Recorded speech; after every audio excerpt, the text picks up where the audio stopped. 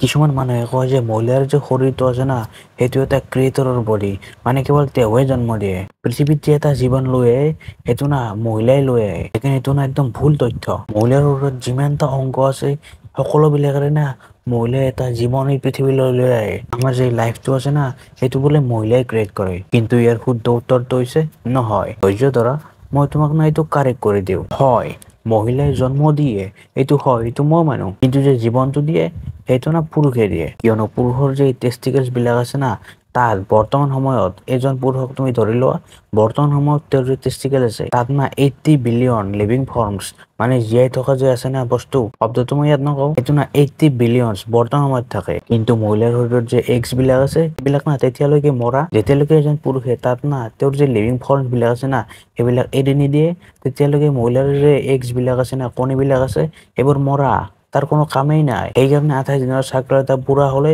এইটো না এনে বাহিৰলৈ যায়, তাৰ একো কামেই নাই। তাৰ উপৰিও মহিলাৰ শৰীৰত কেৱল এটা ক্ৰমোজম থাকে যিটো হ'ল এক্স ক্ৰমোজম, কিন্তু আমি পুৰুষৰ শৰীৰত দুটা ক্ৰমোজম থাকে যিটো এক্স আৰু ৱাই, যাৰ দ্বাৰা আমি নিৰ্ধাৰিত কৰো ভগৱানৰ কৃপাত যে বেবিটো হ'ব না এইটো পুৰুষ হ'ব নে মহিলা হ'ব, সেইটো না আমি পুৰুষে ডিচাইড কৰো, কাৰণ আমাৰ তাত না দুটা ক্ৰমোজম থাকে। তো সেইবাবে না আমি ডিক্টেট কৰো যে বেবিটো যে হ'ব না সেইটো না মেল হ'ব না ফিমেল হ'ব, সেইটো আমি ডিক্টেট কৰো। সেইবাবে যিবিলাক মহিলাই না নিজকে ভগৱান বুলি ভাবে তেওঁলোকৰ যে দেউতাক আছে না তাক ধন্যবাদ দিয়া উচিত, কাৰণ দেউতাকে আচলতে তাইক এই পৃথিৱীলৈ আনিছে। কাৰণ তাইৰ মাকে তাইক কেৱল ইয়ালৈ আনিছে, জন্ম হৈ দিছে, কিন্তু লাইফটো দিছে না তেওঁৰ দেউতাকে দিছে। সেইবাবে আমি দুয়োকে ধন্যবাদ দিয়া উচিত, কেৱল এটাকে দিলে নহ'ব, কাৰণ এটাই অকলে একো কৰিব নোৱাৰে, সি লাগে যোনে কি নহওক। সেইকাৰণে এই যে সন্মানটো যে আছে না আমি দুয়োকে দিয়া উচিত।